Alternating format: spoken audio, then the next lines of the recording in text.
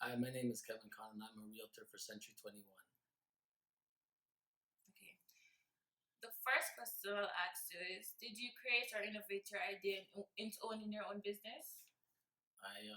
My understanding of the business came from a sale that I did when I was a university student a while back. I sold my first car to a real estate broker, and in that negotiation, he felt that my skills were one in which I would be good at being a realtor.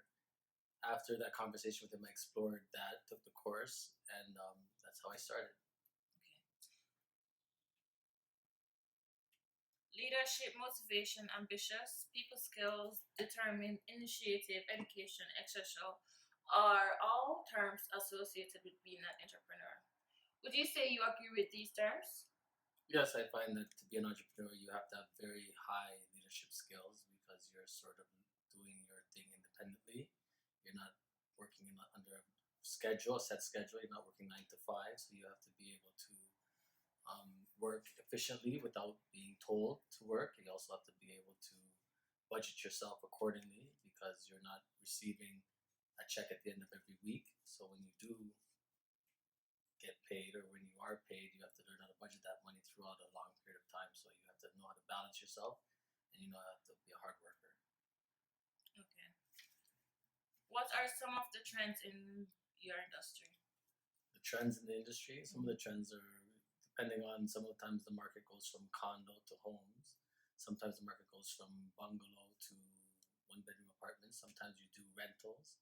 Um, and depending on what the need is, you have to basically understand the market and fulfill your client's needs. Okay. Would you classify yourself as successful? I would say that I'm highly successful, yes, just based on my sales, yearly sales, and how they have gone up compared to the average amount that a realtor does in a year or in a 3 to 4 month period. Okay. How do you think your business affect your target market economically? Well, economically, it affects the market. We look at all different. We deal with middle class, upper class, lower class. We find and fill the needs of all different types of people. That not depending on their economic level or their class. So my target would be from low to middle to high to upper class. And in that target market, we have to know and get the client to understand what they can afford and how to go about getting the mortgage and how they can be approved for a certain amount depending on their income, depending on their credit, and they have to really understand what's involved in that. So the target market changes from $20,000 income all the way to $1 million income, and we fulfill the needs of all clients. Okay. How do you think your business affect your target market technologically? Um, Technologically, we always have different things that can help the consumer understand what they want in terms of home buying, in terms of rental. Things like virtual tours, things like the MLS system, they've all been enhanced from 20 years ago till now. And what they do is give the buyer a better knowledge of what they're getting, what it will look like, and what affordability looks like from a technological standpoint. Okay, and how do you think your business affect your target market politically, regulatory, or legally? Or legally, Mm-hmm. sorry. Well, it affects the target market politically because there's always different things that the government introduces in terms of making it harder to get a mortgage or making it easier to get a mortgage, making it having to put more down, having to put less down. So all of those things can affect home buyers that are first-time home buyers. It can affect home buyers that are buying their second home, and it can affect home buyers that are buying $1 million homes. Sometimes they put a tax or a certain amount of a tax on higher price points, and sometimes they make it harder to get into the market, make it harder to qualify for a mortgage because of the income that you have. Making in doing that, they're trying to make sure that it's affordable. The mortgage is affordable for the consumer. They don't end up losing their home. So there's a lot of political aspects to the job. Okay. How do you think your business affect your target market socially or culturally?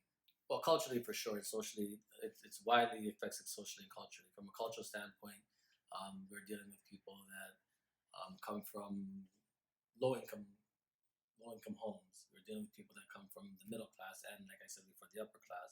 So, from a social standpoint, we try to help people get into the market, get a home, because sometimes that's the biggest investment that a person does in their life. So, we always find that once someone can get into the market, that changes their lifestyle, that helps them in terms of their long term and their short term goals, in terms of having equity and building equity. Okay, how do you think your business affect your target market competitively? Well, competitively, my business competitively in terms of the target market is that as an agent, you're an entrepreneur, you work on your own. So you have to target clients different ways through marketing, through friends, through family, through the business that you have done, what their friends or families have seen. That's how you sort of get business out of this business. So from that aspect, a competitive aspect, you always have to make sure that you're punctual. You always have to make sure that you are knowledgeable about the product that you're about to sell, and you always have to make sure that you have a good grasp on qualifying the client. And once the client feels comfortable in dealing with you and going forward, then they would always recommend you to someone else. And that's the biggest part of this business from a competitive standpoint is that recommendation that you get from the person that you've already done business with. And that's what will grow you and grow your name and grow you as a brand. Okay, and how do you think your business affect your target market geographically? Geographically, we deal with the GTA, so we deal with all different areas in the market. So geographically, the target market that you look for is just in terms of what is affordable for the consumer and what and how their wants and needs meets that affordability. Sometimes some clients are not aware of what they can afford and what that is, what it looks like. So sometimes there's a disconnect between what a person feels like they want and what they can afford. So geographically, you have to let a person know, well, this particular area that you're thinking of might be out of your reach at this point. It's not that it's out of your reach in your lifetime, but at this point, you might have to consider this geographical area just because of the price point and because of your affordability and your mortgage approval. Okay, how long have you been in this business? I've been doing real estate for 18 years now. 18 years. Okay. Would you advise upcoming entrepreneur to go branch off into this field? I would recommend it for someone that, like the first question asked, that has leadership skills, that's able to be very punctual and disciplined, because it requires you to work without being told what to do at times. So you have to put the hours in from your own initiative. So if you have a strong initiative and you have a strong sense of yourself, then it would make good sense for you to go forward as a realtor. Okay, and what are some of the positivities and struggles you face in this business? Well, the biggest positive for me is that there's not an actual structure. There's not an actual routine, so you can pick your own hours. That's good.